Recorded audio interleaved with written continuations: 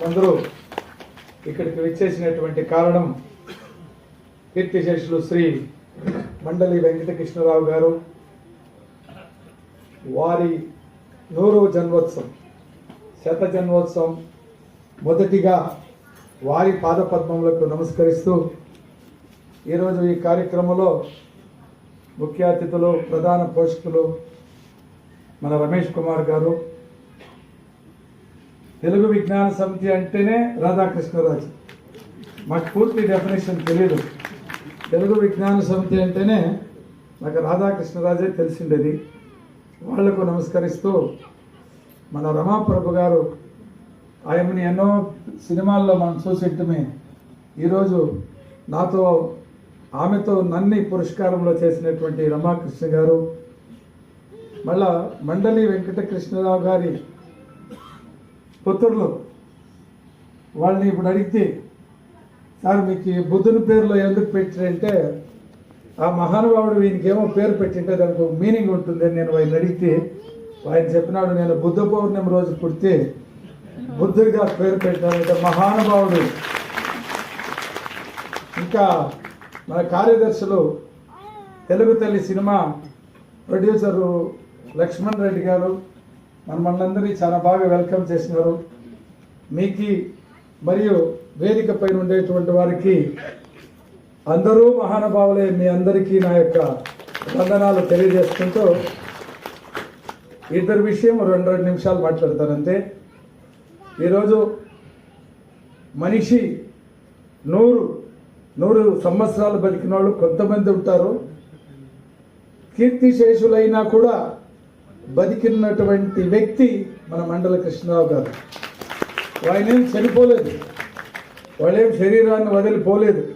శరీరాన్ని వదిలిపోయినా ఎక్కడో వాళ్ళు పుట్టింటే ఇక్కడ కర్ణాటకలో తెలుగు విజ్ఞాన సమితి ఈ భవనంలో కృష్ణదేవరాయ కళ్యాణ మంటపంలో మనము ఆయన బర్త్డే చేసుకుంటా ఉన్నామంటే ఆయన ఎటువంటి మహానుభావుడై ఉంటాడు. మన కర్ణాటక వాళ్ళకి ఏమంత తెలిసినో లేదు, కాకపోతే వాళ్ళ బర్త్డే అంటే 100వ బర్త్డేని ఇక్కడ సెలబ్రేట్ చేసేదానికి సెలెక్ట్ చేసుకుని ఉన్నారంటే మా రాధాకృష్ణ గారు ఎంత మంచి హృదయం ఉండేటువంటి మహానుభావులు. ఎందుకంటే ఎవరైనా ఏమైనా చేస్తారంటే ఇప్పుడు ఉండేటువంటి సమాజంలో ఎవరికైనా ఏమైనా చేస్తారంటే వాళ్ళ నుండి ఏదో ఒకటి ఆశించేసేసేది సొసైటీలో ఒకటి అది అయిపోయింది. ఒక సెల్ఫిష్ ఏదో ఒకటి ఆశిస్తారు. ఒక మంత్రికి పోయి ఒక పోలారం వేసినాయంటే వాడికి ఏదో వాడి నుండి కావాలని, ఒక మినిస్టర్ని పిలిచి ఏమైనా సన్మానం చేయంటే వాడి నుండి ఏదో ఒకటి ఆశిస్తారు. ఎవరికి ఏమీ ఆశించకుండా మా కులంలో పుట్టినటువంటి మండలి కృష్ణరావు గారి బర్త్డేని ఇక్కడ మా అందరినీ పిలిపించి చేస్తా ఉన్నాయంటే ఎంత సహృదయంలో మా రాధాకృష్ణరాజు గారు ఏమీ ఆశించలేదు, ఆయనకి ఏమీ అవసరం లేదు. అటువంటి మహానుభావుని బర్త్డే ఇక్కడ మీరు చేస్తూ ఉంటారంటే ఆయన ఆదర్శాలని ఆయన గురించి వింటూ ఉంటే మనం కూడా ఏదైనా కొద్దిగా అయినా పాటించాలి. మనం పోయిన తర్వాత కూడా మనం నడవాలని చెప్పి ఇంతసేపు నా మనసు కూడా వచ్చింది. అలాంటి ఈ ఒక్క సుసమయంలో మా భార్య ఎప్పుడు చెప్తుంది, మన రాధాకృష్ణరాజు అన్న ఫంక్షన్ అంటే మనం పోవాలా. ఎలా అంటే ఆయన కార్యక్రమం చాలా నీట్గా చేస్తారు, మంచి గెస్టులు పిలిచింటారు. ఆయన ప్రోగ్రాంలే నేను చూడాలని వాళ్ళు పిలిచినప్పుడంతా మా భార్య అన్న రాధాకృష్ణరాజు ప్రోగ్రాం ఉంటుందంటే మనము పోనే పోవాలని చెప్పి మా కుటుంబం అంతా ఈరోజు వచ్చినామన్నా. మా అమ్మగారు నాకు ముందే వచ్చేసినారు. మా అమ్మ వచ్చినది నాకు తెలీదు.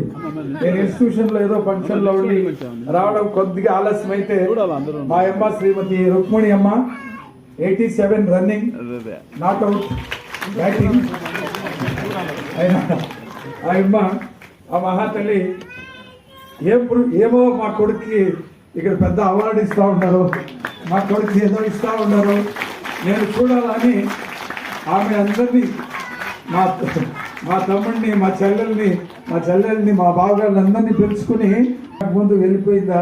మా అమ్మ కూడా వచ్చేది నాకు తెలియదు.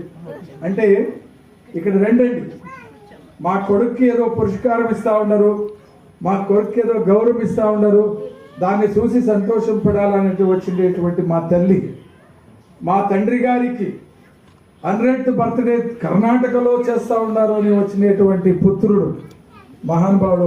ఆయన గడపలో పుట్టినంటే ఈ బుద్ధుని పేరు పెట్టినంటే ఈయన కూడా మహానుభావుడు అయి ఉంటాడు. ఇటువంటి మహానుభావులు ఈ సంవత్సరంలో రాధాకృష్ణరాజు గారు అవార్డు ఇస్తే రాధాకృష్ణులు ఇచ్చినట్టుగానే అంత సంతోషం మాకు. ఎందుకంటే నేను ఎప్పుడూ ఇప్పటికి నేను 72 ఓల్డ్ టెంపుల్స్ రినోవేషన్ చేసిన, 72 గుడులు పాత గుళ్ళు రినోవేషన్ చేసినాను. ఇప్పుడు దాదాపు 10 గుళ్ళు పనులు జరుగుతూ ఉన్నాయి. శ్రీనివాసపురం తాలూకాలో కూడా నేను ఒక పెద్ద గుడి కట్టినాను.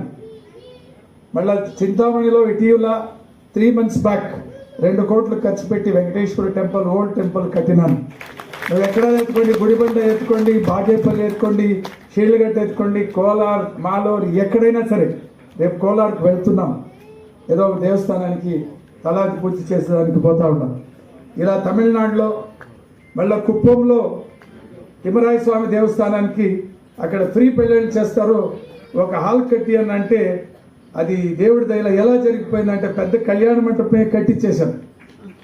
ఆ దేవస్థానానికి వదిలేసి కుప్పం టౌన్ పక్కన మేము నా భార్య మేము ఎలా బతుకుతున్నామంటే న్యూ బాల్డ్విన్ విద్యా సంస్థలు సత్యనారాయణ ఎడ్యుకేషనల్ ట్రస్ట్ ఆ ఎడ్యుకేషన్లో పోతా ఉన్నాయి.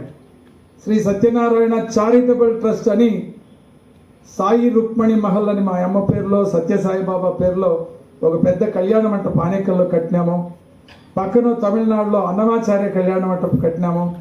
కొంత ఒక 30-40 crores ఆస్తులు మామిడి తోపులు ఆ ట్రస్ట్కి రాసేసి ఇహా పరానికి 2 రైలు పట్టాలు ఉండాలండి.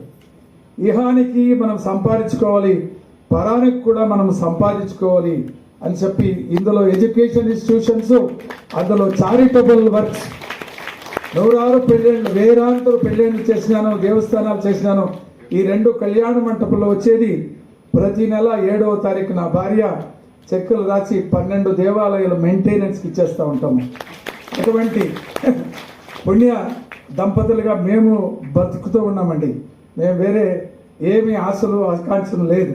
ఏమంటే మనిషి బతికితే నన్ను పెద్ద యాగం చేస్తేమన్నా, పెద్ద యాగం చేస్తే సహస్ర చండిక మహాయాగం అని కోట్లు ఖర్చు పెట్టి 7 రోజులు 300 పురోహితులను పెట్టి కొన్ని ఎకరాల్లో చేసి మన రాధాకృష్ణరాజు గారు వచ్చినారు. చాలా సంతోషపడినారు, నాకు సన్మానం చేసినారు. అన్న నువ్వు వచ్చిన దానికి నేను సన్మానం చేయాలంటే ఆయన నాకు సన్మానం చేయడము, నేను ఆయనకి సన్మానం చేయడము ఒక సంతోషంగా జరిగింది. అటువంటి మహాయాగం ఎందుకు చేస్తే మన టీవీ వాళ్ళు ఎవరు అడిగిరి, సార్ ఏదైనా ఎలక్షన్ నిలబడతారని. లేదయ్యా, నేను ఎలక్షన్ నిలబడే అవసరం ఏమీ లేదు.